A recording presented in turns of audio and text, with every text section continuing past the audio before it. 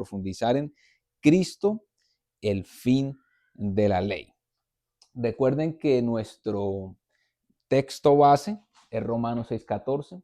El pecado ya no es más su amo, porque ustedes ya no viven bajo las exigencias de la ley. En cambio, viven en la libertad de la gracia de Dios. Es un versículo contundente, poderoso en medio de toda esa carta tan hermosa de Romanos, que ahí contiene básicamente en lo que estamos profundizando. Nuestro punto de llegada o nunca vamos a llegar a esto, tan solo cuando venga Cristo vamos a llegar a la plenitud de esto. Esto va a acontecer en algún momento, no en este tiempo, cuando venga Cristo, pero podemos ir mejorando, Es un error apuntar a la perfección, pero también es un error no ir en búsqueda de más conocimiento de Dios, no ir en búsqueda de más confianza en Dios. Hoy yo pensaba y decía, wow, Señor, mis preocupaciones, mis temores son producto de mi falta de confianza en ti. No confío lo suficiente en ti. Ayúdame a confiar más en ti. Ayúdame, recuérdame tu amor. Entonces, ¿qué pasa? Que a medida que nosotros vamos profundizando en la relación con el Señor, en la palabra, en la oración, fortaleciéndonos espiritualmente a través del ayuno, guardando nuestros ojitos, nuestros oídos, entonces empezamos a entrar en niveles de conciencia diferentes.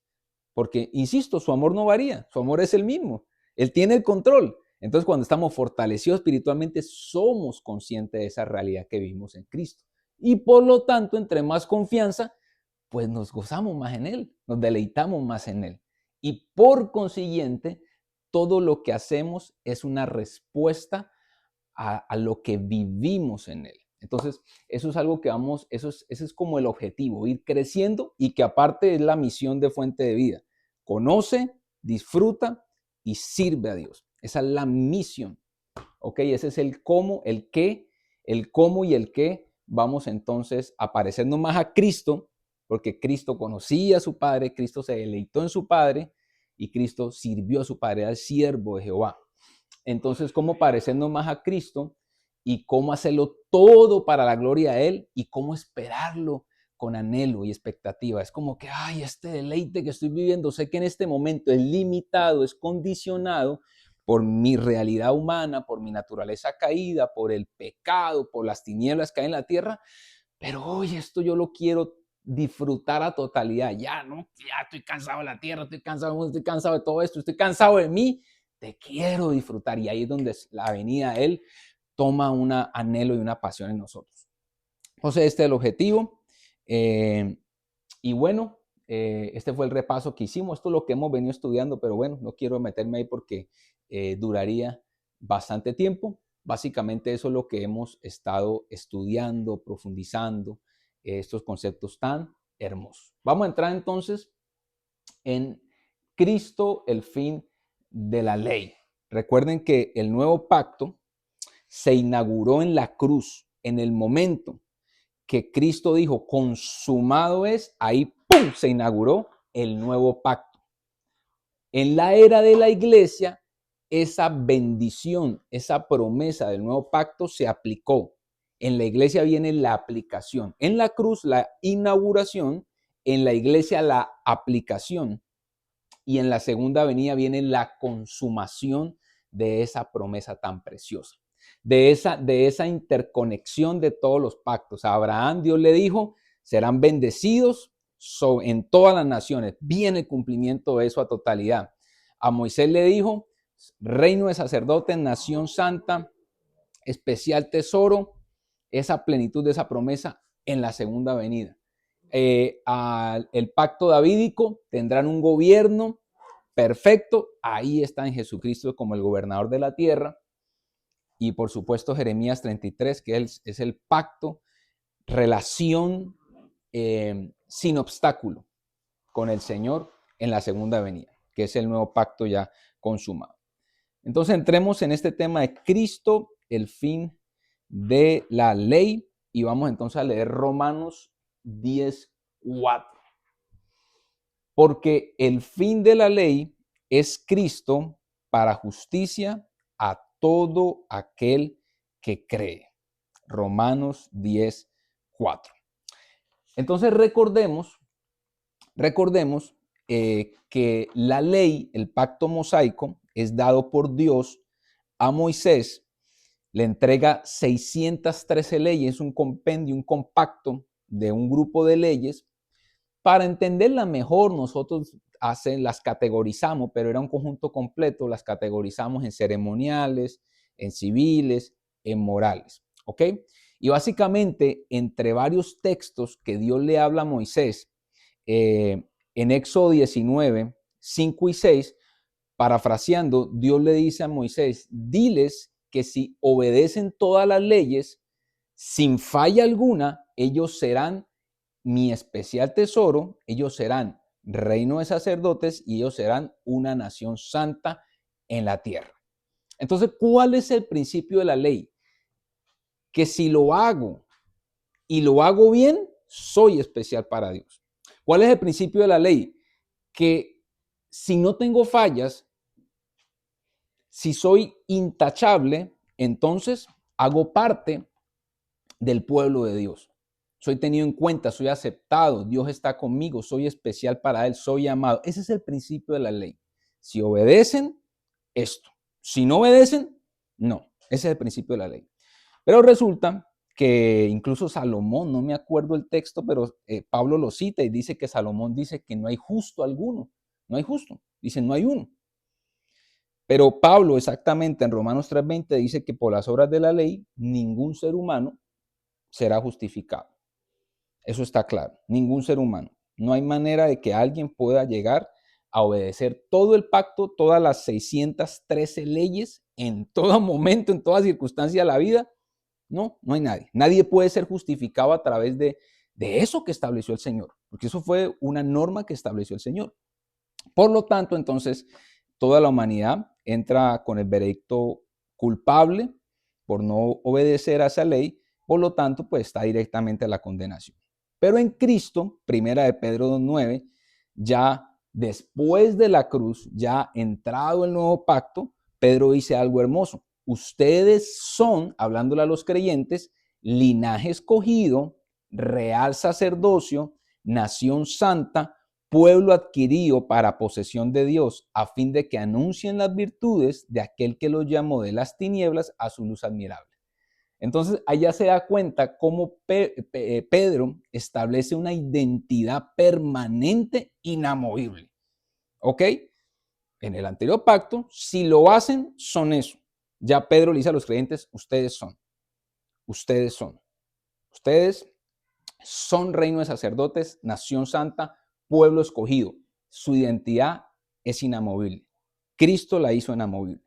Entonces, precisamente, entendiendo eso, vamos a entrar a comprender aún mejor esa afirmación de Pablo donde dice que Cristo es el fin de la ley.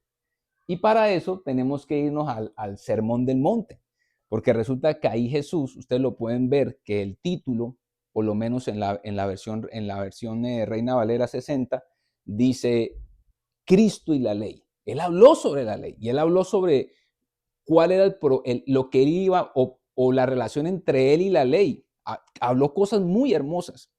Recordemos que el Sermón del Monte, sin lugar a dudas, muchachos, es el discurso más espléndido dado sobre la tierra. O sea, no hay discurso más poderoso, más hermoso que el Sermón del Monte, ni lo habrá.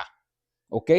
Ahí Jesús, iniciando ministerio, un poquito menos de un año llevaba en el ministerio, de una manera muy sabia, muy práctica, muy precisa, muy pura, porque él reinterpretó todos los fundamentos y conceptos del reino de la manera que era.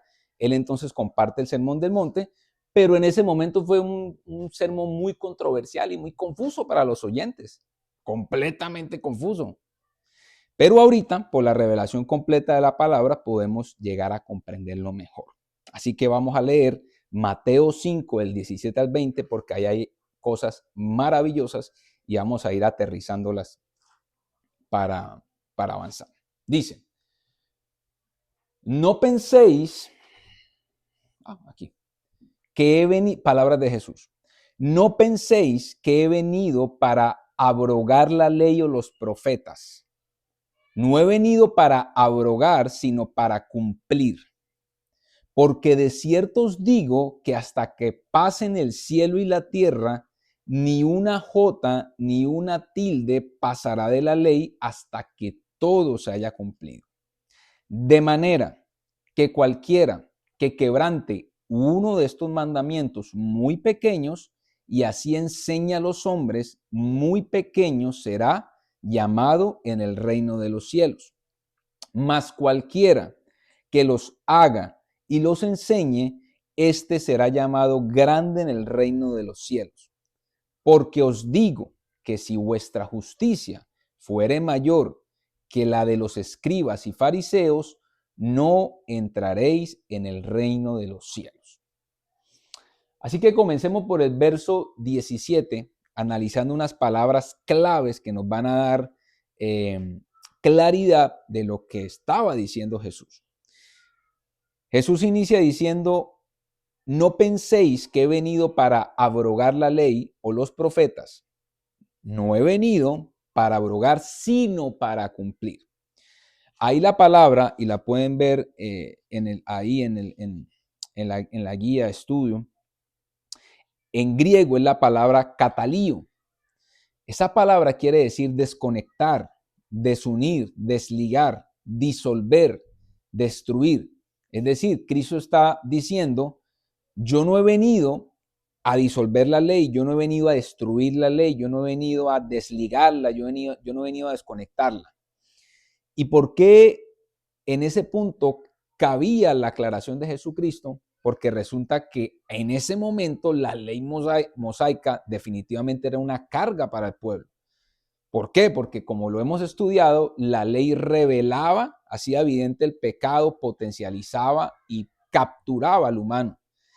Y aún más en esa época, porque resulta que si eran 613 cuando la recibió Moisés, los fariseos, que eran los maestros asignados de la época, a través de la tradición oral y a través de muchas adiciones e interpretaciones, tradiciones humanas, agregaron mucho más peso sobre el pueblo.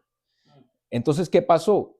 Que el pueblo, de una u otra manera, cuando ven a Jesús y cuando Él empieza a manifestarse de diversas maneras y empiezan a percibir en su interior de que este era el que ellos están esperando, el Mesías, dicen, wow, él viene a desconectar la ley, Él viene a destruir la ley. Él viene a precisamente invalidar eso porque es que eso nos tiene llenos de peso. Pero precisamente me gusta cómo lo dice la NTV, porque mire cómo lo dice Cristo. Cristo dice, no malinterpreten la razón por la cual he venido. No malinterprete la razón por la cual he venido. Entonces, ¿por qué Jesús no venía simplemente a decir, chicos, ya llegué yo, no más ley, destruía la ley, no la necesitamos? Porque precisamente Él sabía el propósito, históricamente hablando, el buen propósito de Dios, tanto esencial como instrumental de la ley. Entonces Él dice, yo no he venido a abrogar, sino he venido a cumplir. Y ahí entra otra palabra importante en el griego, que la tienen ustedes ahí en los apuntes, que es plero, que tiene que ver con consumar, llenar completamente, satisfacer. Entonces, Cristo le está diciendo, yo he venido no a destruir la ley, sino la he venido a llevar a la meta, la he venido a llevar a cumplir su propósito, la he venido para que ella finalice su asignación. Leyendo en la versión NTV completo, el verso 17 dice, no malinterpreten la razón por la cual he venido. No vine para abolir la ley de Moisés o los escritos de los profetas. Al contrario, vine para cumplir sus propósitos. Era algo en ese momento de que no se entendía, porque realmente era algo mucho mejor, porque no la venía a destruir, no la venía a quitar, sino que él venía a llevarla a la meta, a que cumpliera su propósito. Yo he venido a llevarla al clima, he venido a llevarla a su punto culmine.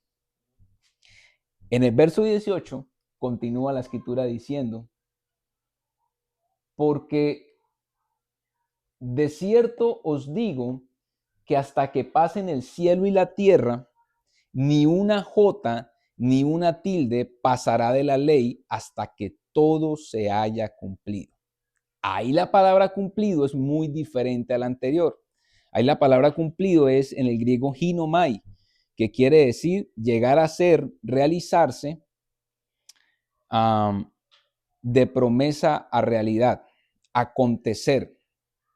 Básicamente lo que Jesús estaba diciendo ahí era que nada de la ley desaparecerá o se perderá hasta que cada una de esas palabras, cada una haya alcanzado la realidad a la que Dios la destinó. Y cuando vemos esa palabra cumplido y cuando vemos palabras atrás que dicen que pase cielo y tierra, hace referencia a un propósito y a una función y a una operación hasta que finalice el plan de Dios. ¿Cuándo finaliza el plan de Dios? Hasta que Él venga. Nuevo cielo, nueva tierra. Entonces ahí hay una pregunta interesante. La pregunta es, si Cristo llevó la ley a la meta, al final de su propósito, ¿de qué manera legítima sigue operando la ley hasta el fin del plan de Dios? Esa es una pregunta maravillosa y con esa vamos a cerrar el día de hoy y ahorita la vamos a aclarar, porque esa es una muy buena pregunta para saber de qué manera legítima la ley en este momento y hasta que finalice el plan de Dios por completo, la ley va a operar de manera legítima. Continuemos con el verso 19. Dice, de manera, ¿hay alguno ahí? Ayúdeme leyendo eso, mientras yo ahí tomo un poquito de agüita. ¿Quién me ayuda?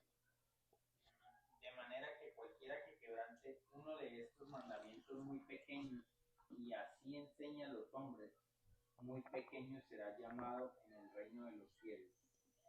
Mas cualquiera que los haga y los enseñe, este será llamado grande en el reino de los cielos.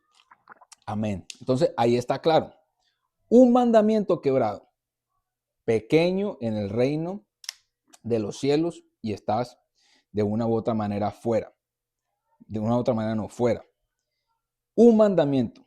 Eres pequeño si tú enseñas y no haces. Ahora, más cualquiera que los haga y los enseñe los mandamientos, entonces es llamado grande y entra al reino de los cielos. Eso es lo que está diciendo en el verso 19. Uno, pequeño, un error pequeño, total exactitud o total, tengo una palabra que quiero expresar, pero se me fue.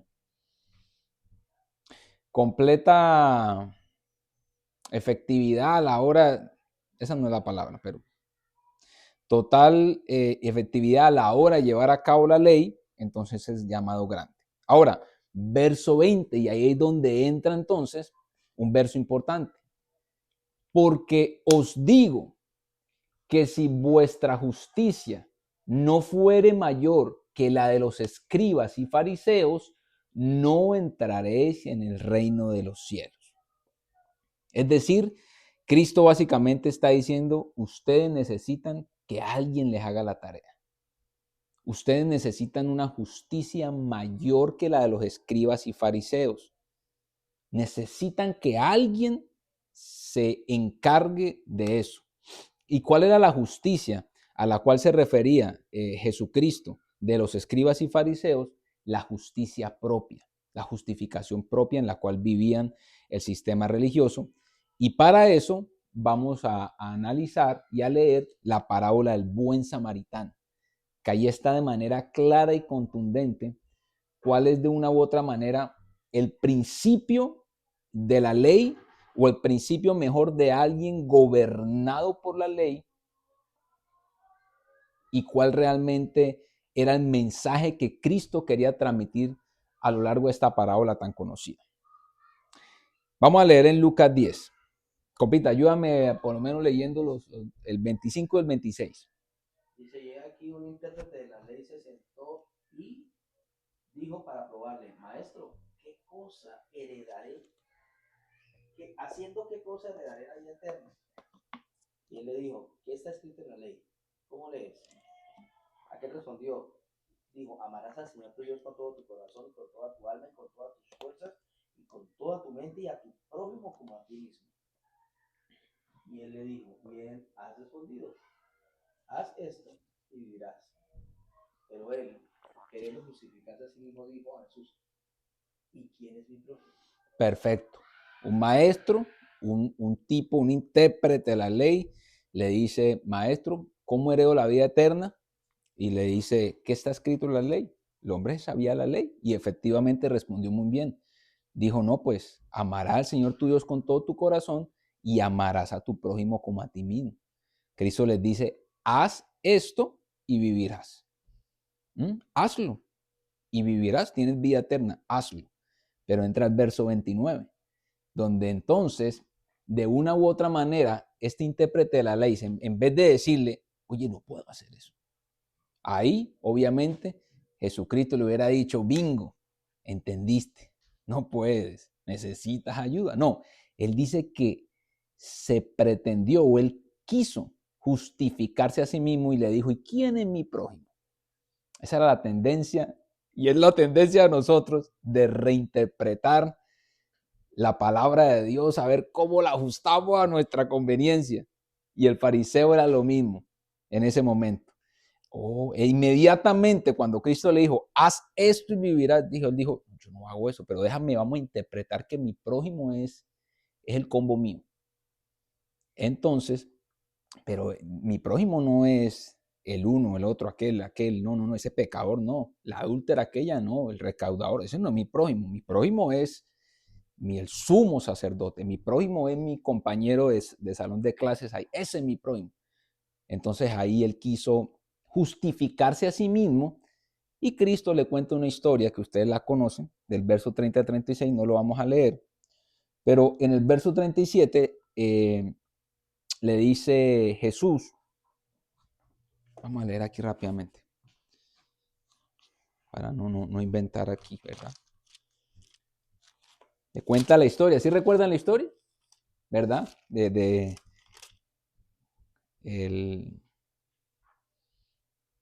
Era judío el que estaba tirado en el piso, ¿verdad?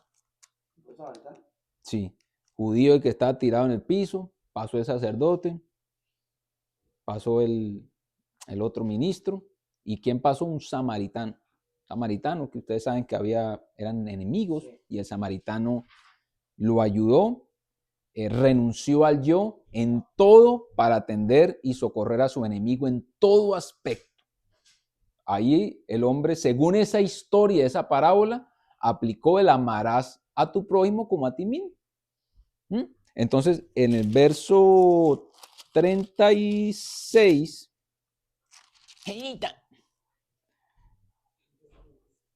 entonces en el verso 36 dice Jesús, ¿quién pues de estos tres te parece que fue el prójimo el que cayó en manos de los ladrones? ¿De cuáles tres? De los dos ministros que pasaron y vieron al hombre ahí tirado y no le pusieron cuidado, y el tercero era el samaritano. Entonces le dice, ¿cuál de esos tres fue el prójimo el que cayó? En el verso 37, el maestro le dice correctamente, el que usó de misericordia con él. Entonces Jesús le dijo, ve y haz tú lo mismo. La misma afirmación, ve y haz eso. ¿Por qué? Porque efectivamente respondió muy bien el fariseo que la vida eterna era a través del amor con mente, con corazón, con alma, con fuerza a Dios, y que el acceso a la vida eterna era amar al prójimo como a mí mismo. Entonces resulta que respondiste bien, ok, haz esto y vivirás, haz eso. Te conté una historia, te la ilustré, respondiste muy bien, hazlo. Ahora, hazlo era hacerlo en todo momento, con todo el mundo. ¿Quién de nosotros ama al prójimo como a sí mismo? ¿Quién de nosotros ama? Continuamente. Si muchas veces uno hasta es tan egoísta con la esposa que tanto ama, la esposa con el esposo, con los niños muchas veces, entonces uno necesita darle el tiempo y uno es egoísta y uno más bien se enfoca en lo de uno. Ninguno de nosotros ama al prójimo como a sí mismo. De esa misma manera, hace 2000 años tampoco. Entonces, básicamente, Jesús cuando le dice en este versículo, si ustedes no tienen una justicia mayor que la de los escribas y fariseos, no pueden entrar. ¿Cuál era la justicia de los fariseos? La justicia propia. Por eso eran muy famosos los fariseos y los escribas por sus altos niveles de hipocresía. Primeramente, de darle vueltas y ajustar la ley a su manera de una u otra manera, y la otra, de mostrarse ante las personas como personas intachables que no tenían ni una falla. Entonces, ellos creían, así como esa persona, él se habrá ido y habrá dicho que mi prójimo, ese no es el samaritano no es mi prójimo, o aquel no es mi prójimo es este. Yo reinterpreto, yo no necesito una justicia superior, yo mismo me autojustifico, porque yo tengo la capacidad de la ley de Moisés llevarla. Yo soy irreprensible en la ley. Entonces, ¿qué pasa?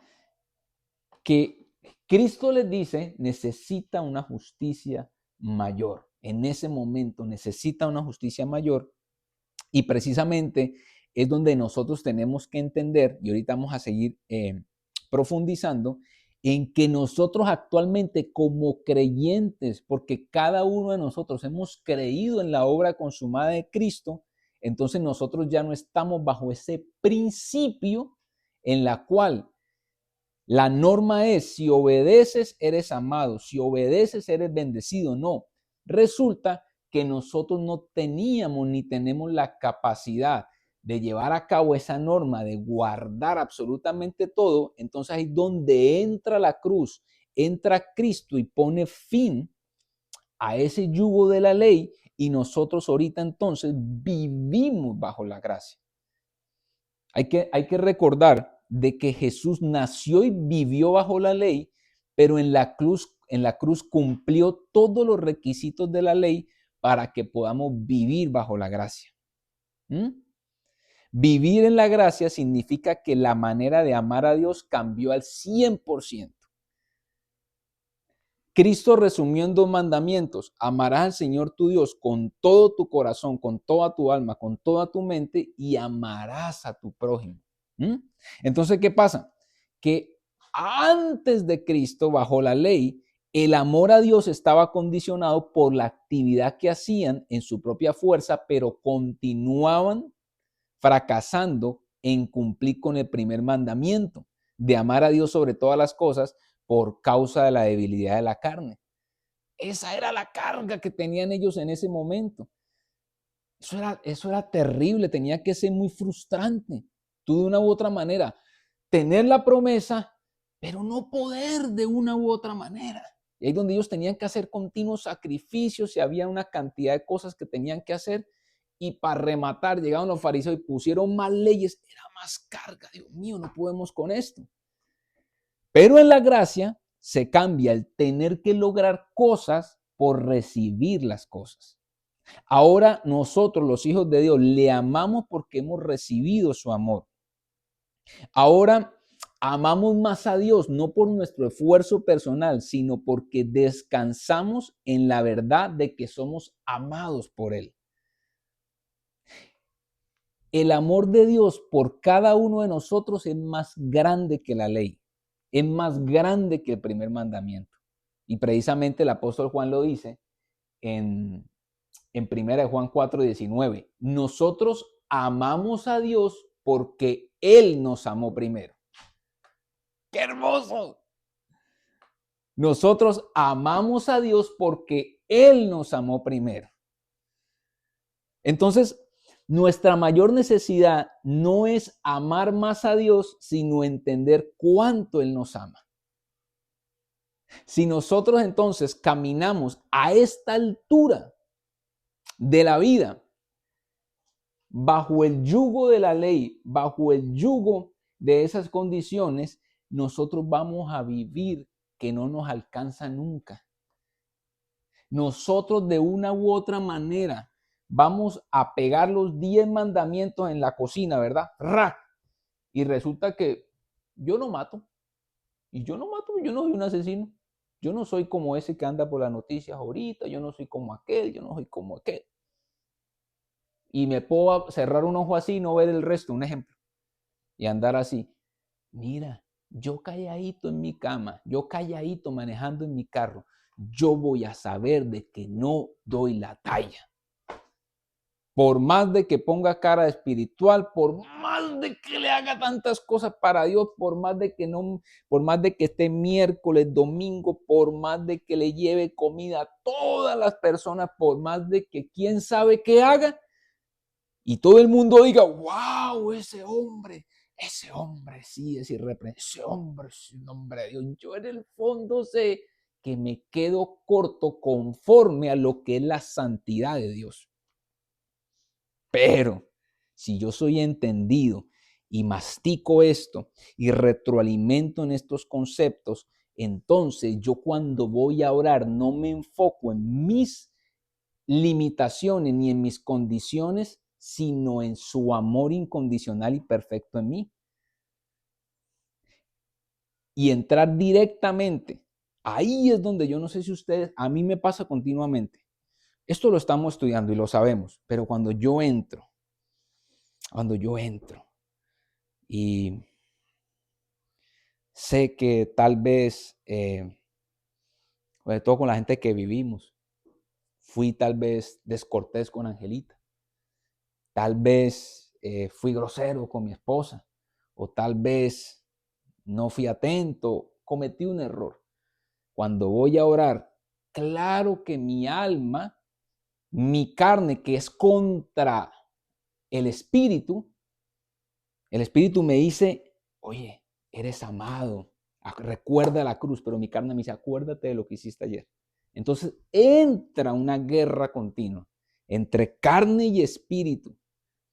Y ahí es donde yo tengo que tomarme el tiempo para agarrar esto en mi mente y abrazarlo.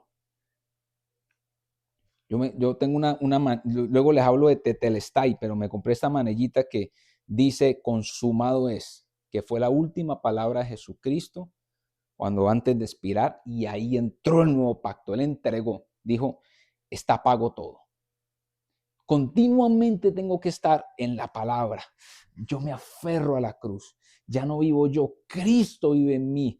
Oh, no se trata de mis errores, se trata realmente cuánto Él me ama y me mantengo ahí. Y entonces entro en un tiempo en la cual confío no en mis habilidades, sino en lo que Él hizo en la cruz, y vengo y soy renovado por su paz y por su amor. Y ahí entonces es donde salgo del lugar secreto, no a seguir siendo el mismo patán, sino que empiezo de una u otra manera. Ese amor saturó mi corazón, que vengo a dar amor. Porque ¿cómo es posible que Él me lavó los pies? ¿Cómo es posible que Él se arrodille ante mí y me lave los pies? ¿Cómo es eso? ¿Cómo es posible? Tanta gracia, tanto amor, yo no lo puedo entender. Y entonces lo reproduzco en otros. Entonces nosotros tenemos que no orar, Señor, ayúdame a amarte más. Señor, ayúdame a amar a mi prójimo. No, ayúdame a entender cuánto me amas tú. Ayúdame a entender cuánto tú amas a mi hermano. Ay. La gracia no solamente para yo tener paz consigo mismo y para yo saber lo que soy en Cristo, sino para saber lo que Angelita es en Cristo. Porque si yo miro a Gerson, si yo miro a Lili, como los ve el Señor, yo los honro y los respeto más y los amo más. Si yo entiendo de que mis hermanos en Cristo no es que nuestros errores de una u otra manera sean intencionales, sino que es un producto muchas veces de nuestra naturaleza caída, de la presión de este mundo. Y yo en vez de enojarme y decir, ¿cómo me hace eso? Sino yo lo miro por compasión y yo le digo, ¿sabes qué? La misma carne que te hizo hablar de esa manera es la misma carne que está en mí. Pero la misma gracia que me cobija por ser hijo de Dios es la misma gracia que te cubre. Si yo te mirara como te mira mi papá y como me mira a mí, tendría yo más compasión y mi perspectiva cambiaría. Entonces no es orar, quiero amarlo más, quiero amarlo más. No, enséñame a entender cuánto tú me amas a mí y cuánto lo amas a él. Entonces, necesitamos quien nos hiciera la tarea. Jesús hizo la tarea y Jesús vino a la tierra a cumplir la ley para que nosotros no vivamos bajo el yugo de la ley. ¿Cuál es el yugo de la ley? Recuerden el principio de la ley. Si lo hago y lo hago bien, estoy bien con él. Si lo hago y lo hago bien, tengo valor. Si lo hago y si lo hago bien, tengo aceptación. Si lo hago y si lo hago bien, estoy in. Si fallo, out. No soy especial. Ni para Dios ni para los demás. Cuando ya entonces nosotros tenemos que entender que precisamente Cristo vino a llevar a la ley a su punto máximo y precisamente eso lo dice Gálatas 4:23. Dice, pero antes que viniese la fe, estábamos confinados bajo la ley, encerrados para aquella fe que iba a ser revelada. Dios mío, yo no sé a mí cuándo, yo no sé exactamente, yo no sé. ¿Ustedes se acuerdan exactamente el momento en que recibieron al Señor en su corazón? Yo no me acuerdo exactamente. Eso quién sabe cuándo pasó. Uno cree que es en algún momento, pero bueno, ese es otro tema. Listo, pero en algún momento se me reveló esa fe, se me reveló el Señor. Verso 24, de manera que la ley ha sido nuestro ayo, nuestro guía, para llevarnos a Cristo, a fin de que fuésemos justificados por la fe. Pero venida la fe, ya no estamos bajo ayo, pues todos sois hijos de Dios por la fe en Cristo Jesús. Es por eso que precisamente Cristo lo prometió y decía en Mateo 11, 28 y 29, venid a mí todos los que estáis trabajados y cargados, y yo os haré descansar. Llevad mi yugo sobre vosotros y aprended de mí, que soy manso y humilde de corazón, y hallaréis descanso para vuestras almas, porque mi yugo es fácil y mi carga es ligera. ¡Qué hermosa palabra! Vengan a mí, mi carga es ligera, mi yugo es fácil. Vengan a mí. Gloria a Dios. Vengan a mí. Ligera mi carga. Y mientras Cristo es aquel que tiene el ministerio, el quitacargas, los fariseos que eran los que ponían cargas. Ese es el ministerio de los fariseos. Cristo los reprendió y les dijo, ustedes les ponen pesadas cargas a los hombros, a los hombres en los hombros, difícil de llevar. Carga que ni ustedes pueden llevar. Ese es el espíritu fariseico que ama la ley. Y cuando nosotros no estamos saturados del evangelio de la gracia, entonces ese mismo espíritu comienza por nosotros. Me pongo carga, carga, y salgo a poner más cargas. Pero el ministerio de Jesús es aquel que dice, mi yugo es fácil, tranquilo, mi carga es ligera, descansa. Tu alma descansa.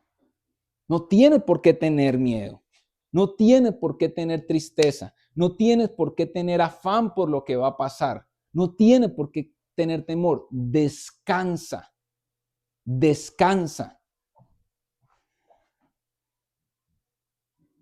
Y entonces, ¿se acuerdan de esto? A ver. ¿Se acuerdan de este versículo que decía Mateo 5, 17 y 20? que nos hacíamos la pregunta, porque Cristo dice, yo llevé a su propósito la ley, a la meta. Pero la escritura luego dice, y luego el mismo Cristo, perdón, dice, bueno, pero no va a pasar cielo y tierra, ni una sola palabra, la ley no va a desaparecer, la ley no va a ser ignorada hasta que todo se haya cumplido. Entonces la pregunta es, si Cristo llevó la ley a la meta, al final de su propósito, ¿de qué manera legítima sigue operando la ley hasta el fin del plan de Dios? La respuesta está en 1 Timoteo 1:8 de manera clarísima. Dice lo siguiente, palabras del apóstol Pablo a su discípulo Timoteo. Pero sabemos que la ley es buena si uno la usa legítimamente, conociendo esto, que la ley no fue dada para el justo, sino para los transgresores y desobedientes, para los impíos y pecadores, para los irreverentes y profanos, para los parricidas, matricidas, para los homicidas, para los fornicarios, para los sodomitas, para los secuestradores, para los mentirosos y perjuros, y para cuanto se oponga a la sana doctrina, según el glorioso evangelio del Dios bendito que a mí me ha sido encomendado. Es decir, actualmente la ley está ahí y está inamovible hasta el fin del plan de Dios, pero actualmente la ley no es para el justo, la ley opera para el impío como espejo porque revela su pecado, opera como fiscal porque lo acusa de que no está bien y opera como tutor, como el pedagogo, mientras esa persona se arrepiente y recibe a Cristo. Es por eso que Pablo, tanto en Romanos como en Timoteo, él apunta al corazón moral y ético de la ley. Y apunta en donde la ley actualmente es universal, no es para un solo pueblo, es para toda la humanidad.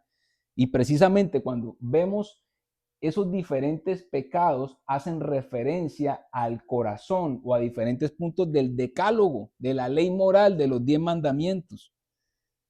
Pero aún más preciso y aún más poderoso fue lo que hizo Cristo, que Cristo resumió toda la ley en 2 mandamientos, que los nombramos ahorita. Amarás al Señor tu Dios con todo tu corazón, con toda tu mente, con todas tus fuerzas, y amarás a tu prójimo como a ti mismo. Entonces la ley está inactiva, la ley está inactiva como norma para justos, pero activa como espejo moral para los impíos. Lo que es ilegítimo, me encanta la palabra que utiliza Pablo, de manera legítima. La ley hay que usarla de manera legítima. Lo que es ilegítimo es usar la ley para condenar al justo. ¡Qué tremendo! ¿Qué es lo que nosotros cuando no entendemos, cuando no somos entendidos, cuando no respetamos los pactos, la historia, cuando no leemos esto de la manera, con hermenéutica correcta, saber, bueno, cómo operó el plan de Dios, en qué momento estamos, entonces yo agarro la ley de manera ilegítima y condeno al que es justo. Y estoy enfocado en herir al sano, en vez de ir a sanar al herido. Estoy utilizando algo que ya no opera en los justos y el primero que estoy comenzando por ponerme peso y condenarme es a mí mismo que soy justo.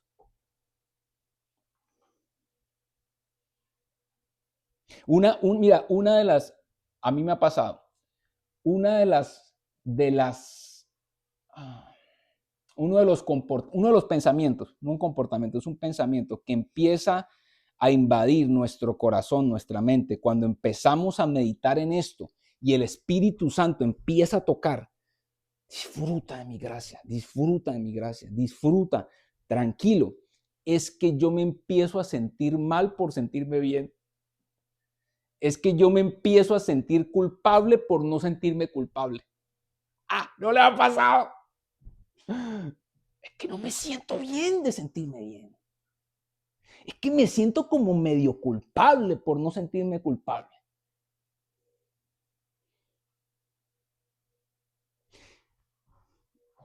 Pero es ahí donde tenemos que seguir profundizando en estos conceptos.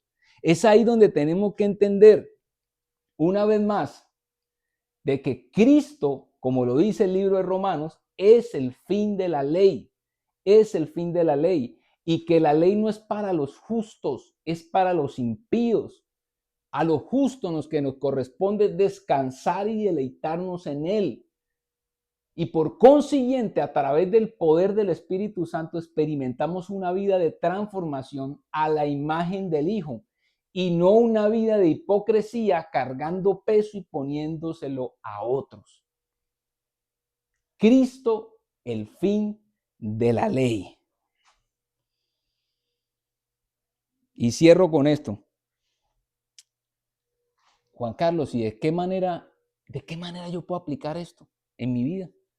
Está bien, sí está bien, ya estoy comprendiendo o estoy afirmando, ya lo entendía o lo entendía diferente. O ¿de qué manera?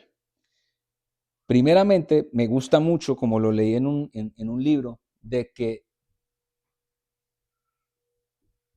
la cruz, que está compuesta por dos vigas, una vertical y una horizontal, la viga horizontal representa nuestra relación con Dios y la viga horizontal representa nuestra relación con los demás. Entonces, ¿qué pasa? Que cuando yo comprendo correctamente el Evangelio, entonces resulta que mi relación con Dios empieza a mejorar. No que Dios esté más feliz conmigo, no. Yo empiezo a ser consciente de lo que yo soy como hijo de Dios. Entonces empiezo a profundizar en el conocimiento de Dios y empiezo a relacionarme más con Dios a través de la oración, a través de la palabra, a través de la meditación, a través de la adoración, continuamente. Entonces, ¿qué pasa? El Evangelio me trae conciencia de que yo puedo ir al lugar santísimo porque Cristo entró por mí, de que en total libertad puedo estar con Él independientemente de. Eso me hace que mi relación mejore y por consiguiente mi relación con los demás empieza a mejorar. Vertical, mi relación con Dios mejora y mi relación con los demás empieza a mejorar. ¿Por qué? Porque vamos a ver, vamos a aplicar el Evangelio a problemas comunes. Un ejemplo. Y estos problemas los hemos tenido todos y los podemos estar teniendo algunos acá, otros sí, otros no. Voy a empezar. ¿Cómo el Evangelio a mí me ayuda si tengo problemas de finanzas? ¿De qué manera, de qué manera u otra pudiera el conocimiento del Evangelio guardarme de problemas de finanzas? Que yo no sé ustedes, pero a mí me pasa de que yo compro cosas que no necesito comprar por simplemente tener la aceptación de los demás. ¿Y saben por qué me pasa eso? Porque la verdad de la palabra de Dios no se ha sentado en mis pensamientos y yo creo que no tengo el suficiente valor y que no tengo la suficiente aceptación de Dios y de los demás. Entonces el sistema me presiona para que yo me haga de cosas que no necesito, pero me generan aceptación. Pero si yo realmente estuviera convencido, porque mis amados, ustedes no, yo me he dado cuenta de que yo puedo estar aquí enseñando esto, que yo puedo leer, de que yo puedo saberme los versículos, pero vivirlos me cuesta. Y mis comportamientos no son congruentes y digo, hay algo, Padre, que tú tienes que renovar. Martilla, derrumba, reajusta, saca todo vino viejo y mete vino nuevo. Lo nuevo tuyo, papá. Yo no puedo seguir con una mente de huérfano cuando soy hijo.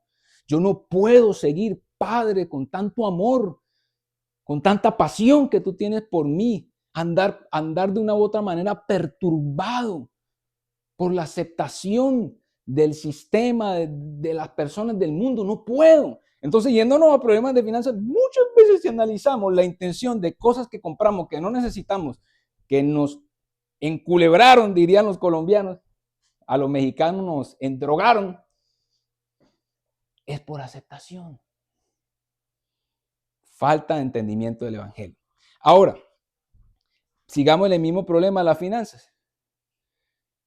La falta del entendimiento del evangelio no me permite profundizar en mi relación con Dios. Entonces, al yo no tener una relación profunda con Dios, al no fortalecerme espiritualmente, porque es que resulta que yo no doy la talla ni me acerco por allá. Yo dije que iba a acercarme, pero yo no puedo acercarme, ni me asomo. O si me asomé y me metí allá, tengo la culpa encima y realmente no disfruto de su amor. Entonces, ¿qué pasa?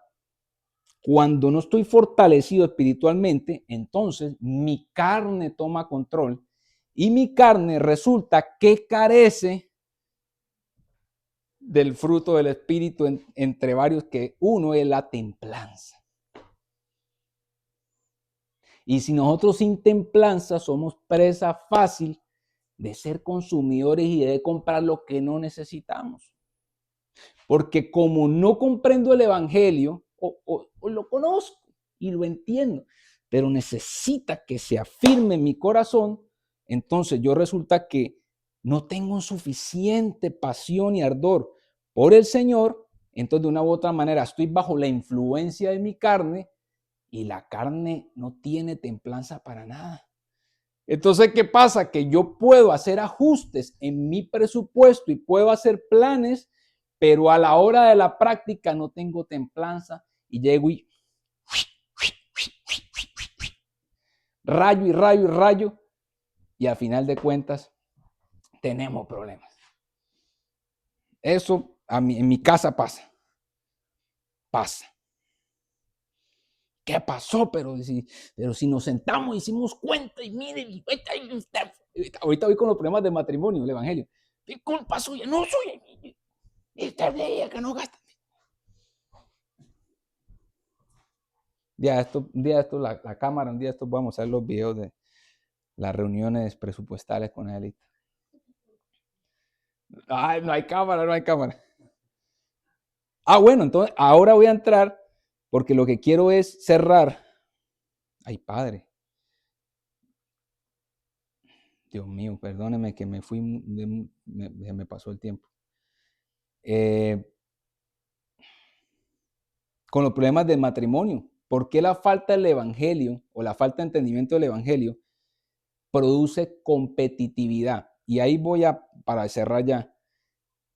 Cuando no comprendemos lo que somos como hijos de Dios, entonces mantenemos en modo competencia.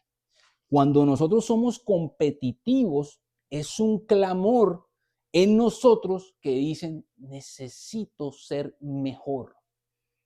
Necesito valor. Entonces, a través de lo que yo hago, de cómo lo hago y de cuánto lo hago, es decir, de lo que hago, la calidad en que lo hago y la intensidad en que lo hago, entonces, y la menor cantidad de errores que cometa, eso me lleva a ser mejor que el otro. Entonces vivo en una competencia y necesito continuamente ganar. Es ahí, en los problemas de matrimonio, en las discusiones, en las cuales nadie cede, nadie reconoce el error, porque yo tengo la razón y yo te lo dije, y ese yo tengo la razón y te lo dije es un clamor que te estoy diciendo, yo soy mejor. Pero al mismo tiempo no lo estoy diciendo, sino me estoy yo dando una señal de que necesito ser valorado porque no he comprendido el evangelio del reino. Pero si yo supiera que no se trata de que haga 1000 cosas bien o haga 1000 cosas mal, sino que se trata en lo que Cristo hizo en la cruz por mí y en cómo me mira mi Padre, yo entiendo que yo tengo valor y entiendo que mi esposa, que es otra hija de Dios, tiene también valor. Y que independientemente si ella lo hizo bien y yo fallé o viceversa, la realidad del asunto es que frente a los ojos de Dios somos iguales. Y que no hay cosa que a mí me haga mejor que ella, ni que cosa que me haga menos que ella, o lo contrario. Entonces yo dejo de andar compitiendo a cada rato. Y así con todo el mundo. No es que yo lo hago mejor, y es que lo mío es mejor, y es que los míos son mejores.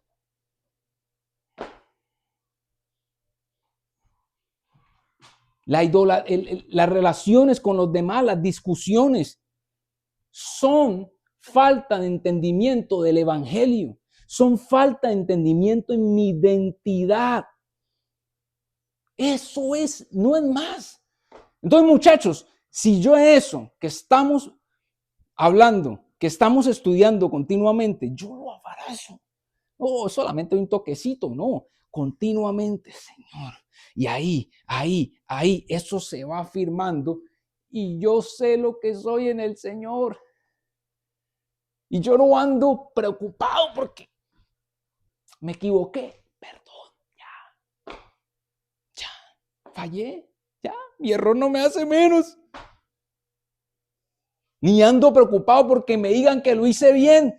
Díganme que lo hice bien, díganme que lo hice bien. Porque necesito convencerme de que valgo algo. No, chavales. Entonces, la comprensión de esto nos trae una paz. Nos trae un deleite en nuestra relación con el Señor y con los demás. No nos hace perfectos, no nos hace perfectos, no, pero sí mejora nuestra vida. Y nos enfocamos en lo que realmente vale la pena, en lo simple, en lo esencial, en lo sustancioso que es Él.